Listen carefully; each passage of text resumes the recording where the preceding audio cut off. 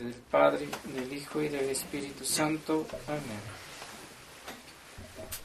Cada domingo es un reto para el sacerdote decir el sermón.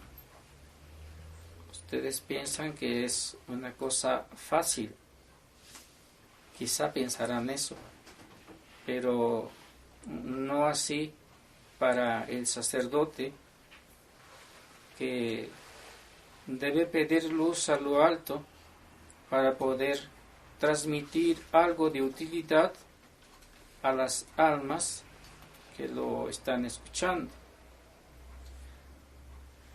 Para eso pone nuestro Señor a nuestra disposición pues la Sagrada Palabra, o si ustedes quieren, las Sagradas Escrituras, en donde se encuentra infinidad de temas los cuales uno podía abordar tranquilamente para formar ese sermón que refrigere sus almas, o cuando menos ilustre sus entendimientos, y puedan de esta manera glorificar y alabar a nuestro Señor como es debido, como debemos nosotros de alabarle y glorificarle, porque es nuestra obligación, pero no lo tomemos como una obligación, sino como una necesidad sin la cual no podemos nosotros vivir. Un alma que no glorifica y no alaba a su Creador, pues ¿qué espera de él? No solamente en su vida práctica, sino en su vida espiritual, y ¿por qué no?, también en su salvación eterna. De ahí que nuestro Señor infunda en nuestras almas el deseo de glorificarle y de alabarle. Si Él no infundiese en nuestras almas ese deseo, ciertamente que nosotros no reaccionaríamos. Pero Él lo hace a modo de la gracia. Las gracias que Él derrama constantemente en la oración y también, sobre todo, en el santo sacrificio de la misa, son precisamente esas gracias las que nos hacen reconocer que no solamente es nuestro Dios, sino nuestro Rey, el sumo sacerdote, y en fin, el que sostiene constantemente nuestro ser acá en la tierra. Sin él, nihil potestis facere. Sin él no podemos hacer absolutamente nada. Así pues, en lo último de este Evangelio, dice esta expresión de quienes vieron ese milagro. Un paralítico acostado en su camilla, pidiendo a Dios la curación. Por un lado, por otro lado, nuestro Señor, que todo lo ve y nada le está oculto a Él. Es como que si dijéramos, nuestra alma es como un libro abierto ante nuestro Señor. Podemos ocultar cosas a las gentes, incluso a los demonios, incluso a los ángeles buenos, pero jamás podremos ocultar algo a nuestro Señor. Él todo lo ve. Y lo que ve en el paralítico no es otra cosa que esa fe profunda. Y esa fe profunda es la que Dios premia en este paralítico. No le dice, levántate y anda inmediatamente, sino que le dice, perdonados te son tus pecados. Pero no se levanta el paralítico. ¿Por qué? Porque él sabía, nuestro Señor sabía, que por decir estas palabras le iban a criticar, como posteriormente se demostró. ¿Quién es este que hasta los pecados perdona? Solamente él dijo, tu fe te ha salvado. No dijo, levántate y anda. Pero bien, pone el ejemplo mucho más claro. Y entonces hace el milagro. ¿Qué es más fácil decirle a este paralítico, tus pecados te son perdonados, o levántate y anda? Las dos cosas las puede hacer nuestro Señor. No hay oposición entre lo uno y lo otro. Su omnipotencia divina puede obrar las dos cosas perfectísimamente. Por lo cual procede a obrar la segunda, porque ya la primera la había obrado. La palabra que sale de la boca de Dios sale y causa el efecto en la persona. Y ese efecto en la persona era primeramente perdonarle los pecados.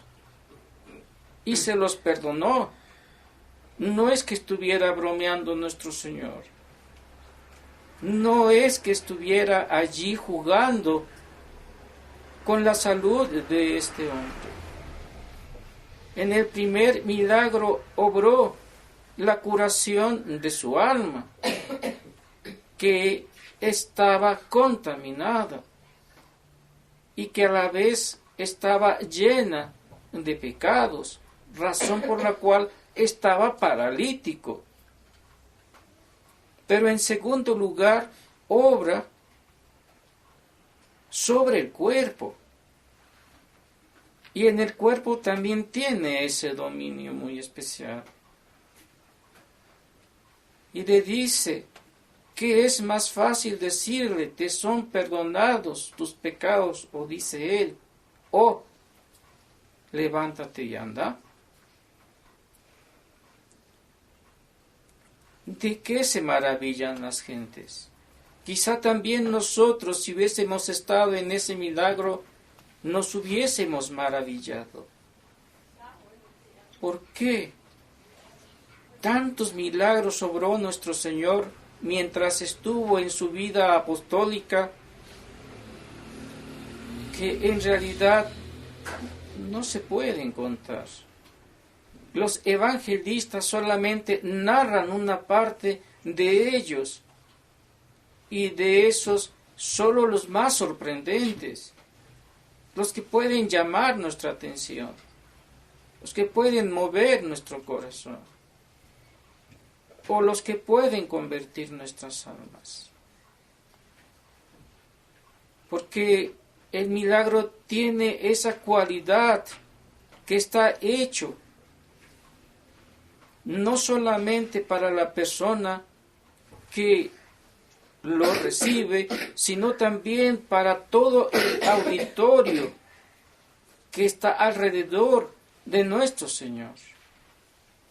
Muy pocas veces obró nuestro Señor milagros en lo oculto, y pocas veces también obró milagros a distancia, sin que Él estuviese presente. Pero la mayoría los obró delante de toda la gente. Y es por eso que la gente dice aquí que se maravilló al ver que tal poder daba Dios a los hombres. Pero Él era hombre y Dios a la vez. Y aquí viene lo sorprendente que dice que Dios dio tal poder a los hombres.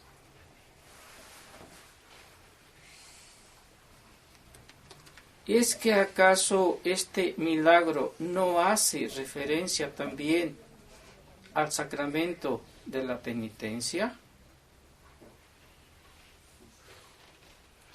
Que este poder de perdonar los pecados, nuestro Señor Jesucristo, supremo y eterno sacerdote, no se los delegó a los sacerdotes, primero a los discípulos, y por los discípulos a los sacerdotes. Y he aquí la gran maravilla, que nadie se sorprende cuando un sacerdote absuelve a un pecador. Es el poder inmenso que Dios deposita en manos del sacerdote. Y que este sacerdote obra a ese milagro que Dios nuestro Señor realiza aquí en el Evangelio de este día. Potestad os doy para que lo que atéis sea atado en el cielo y lo que desatéis sea desatado en el cielo. ¿Se imaginan ustedes esta gravísima responsabilidad que Dios da al sacerdote? ¿Se imaginan el poder que Dios da al sacerdote de perdonar lo que él humanamente no puede hacer? Ninguno de ustedes puede hacer lo que el sacerdote hace. Y si eso es una gran maravilla, que el sacerdote, por mandato divino, perdone los pecados de los pecadores, con cuánta mayor razón no nos sorprende que Dios haya dado también potestad al sacerdote para celebrar el santo sacrificio de la misa, para hacer que descienda nuestro Señor de lo alto y se dé como alimento a ustedes por medio del sacerdote. ¿Y quién es el sacerdote? No es nada. Entre toda la arena de los mares que existen, es más que un granillo de arena. ¿Y qué es ese granillo comparado con las montañas que hay de arena? No es nada. Y sin embargo, nuestro Señor le da esa potestad enorme. Pero no solamente que le da esa potestad, sino también que lo confirma en otras cosas que son muy necesarias, como también lo hace en el bautismo. Ahí le da la potestad Dios nuestro Señor al sacerdote de borrar el pecado original. ¿Se imaginan eso? ¿Puede caber eso en vuestras mentes? Pero escogitemos más. ¿Acaso también no le da al sacerdote la potestad de expulsar a los demonios? Es que el sacramento del bautismo no cuenta con 2 exorcismos. Y en esos exorcismos, por medio del sacerdote. ¿Quién es el que pierde la autoridad sobre el alma del pequeñuelo o de la pequeñuela? Es el sacerdote. Es el instrumento.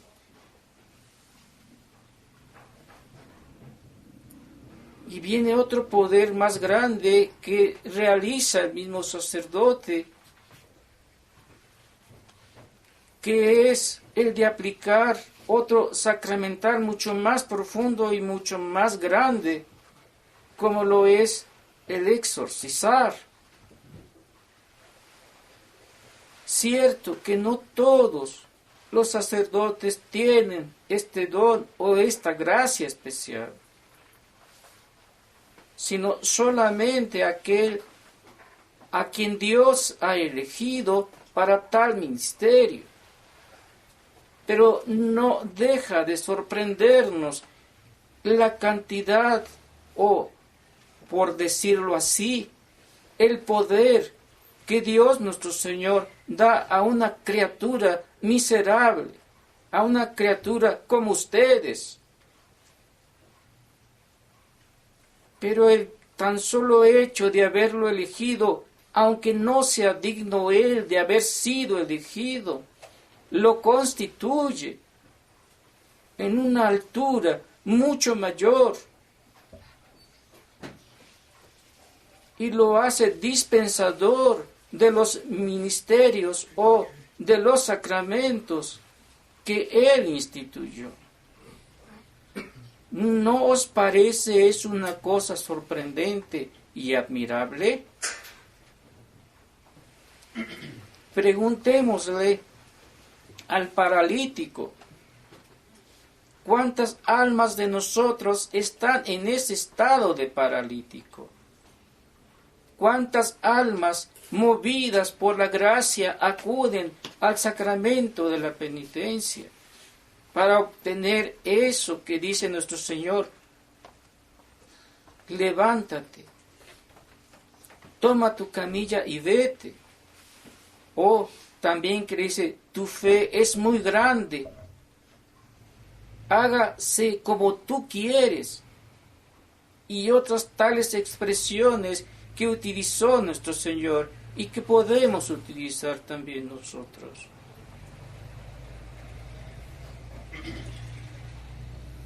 Es por eso que si somos algo, no es absolutamente por nosotros, es total y absolutamente por Dios. ¿De qué nos orgullecemos si todo cuanto recibimos no es nuestro? Ni hubo mérito de nuestra parte para que nos constituyera Dios en un ministerio tan especial y tan grande que supera, y que si nos pusiéramos a meditar tranquilamente, creo que antes de que nos ordenaran sacerdotes podríamos decir, Señor, no, como tantos otros lo han hecho en el transcurso del nacimiento de la Iglesia Católica. Y uno de ellos es San Francisco de Asís. Él fue solamente diácono, no fue sacerdote. San Efrén es otro ejemplo. Y otros tantos que se mantienen ocultos, que solamente llegaron a ser diáconos. De estos dos cito, porque además de haber sido diáconos, fueron también santos.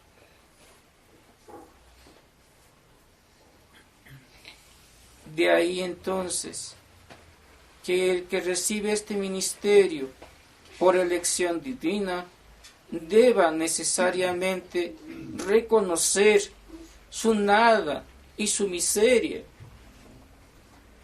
para que, como dice el apóstol San Pablo, la gracia que Dios ha derramado en mí no sea estéril, sino que dé el fruto que debe de dar.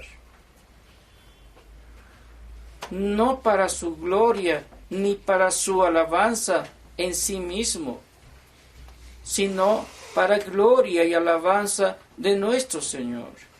O ¿Que acaso no es agradecido aquel que recibe la gracia del bautismo?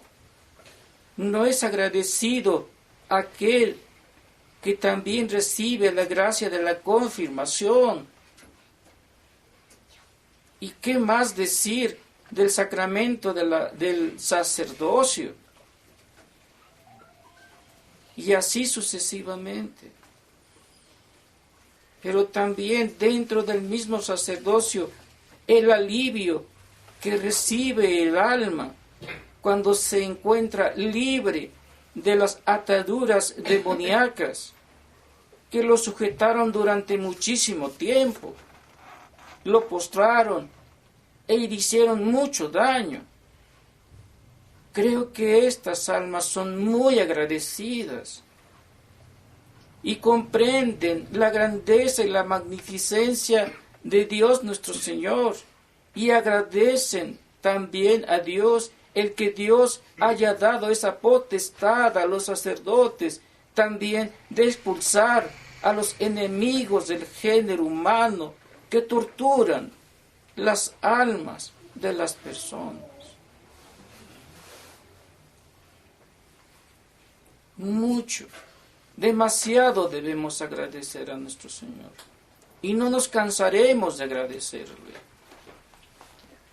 Y es por esta razón que sale esta admiración de la gente hacia nuestro Señor, porque es a Él quien deben darle la gloria, es a Él a quien deben mirar, es a Él a quien le deben todas las gracias que hemos recibido todos los que estamos aquí de alguna u otra manera, no al sacerdote, jamás al sacerdote. Solo es instrumento. Y algún día también Él tendrá que marchar por donde ustedes tienen que marchar, a la muerte.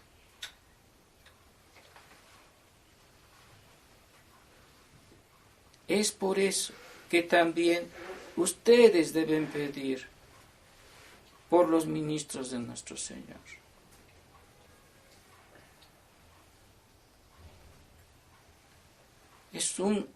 En cierta manera, de parte mía, es una súplica.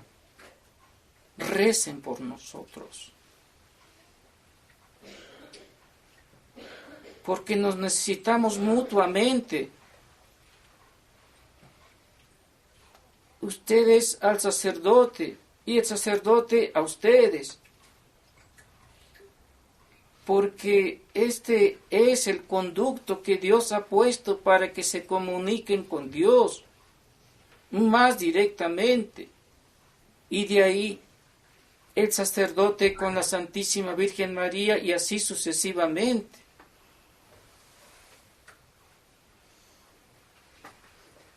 Mediten esto en sus casas. Y a la vez vívanlo. Y a la vez agradezcan a nuestro Señor todos los beneficios que por medio del sacerdocio católico han recibido. Y dispongan sus corazones para recibir más gracias que se dan en el sacramento de la penitencia, en el sacramental del exorcismo, en el santo sacrificio de la misa.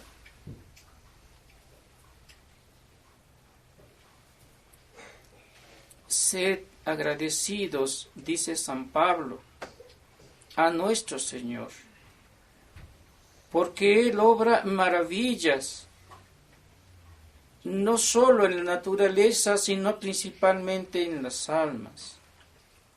Si éstas se dejan llevar tan dócilmente como se dejó llevar con tanta docilidad la Santísima Virgen María.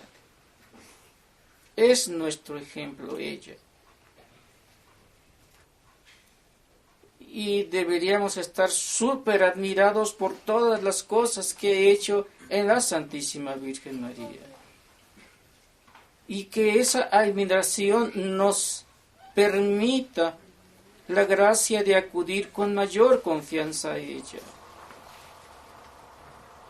para pedir en estos días tan aciagos que sea nuestra, en cierta manera, directora espiritual y nos conduzca por medio de esta dirección a la vida eterna. Ave María Purísima. En nombre del Padre, del Hijo y del Espíritu Santo. Amén.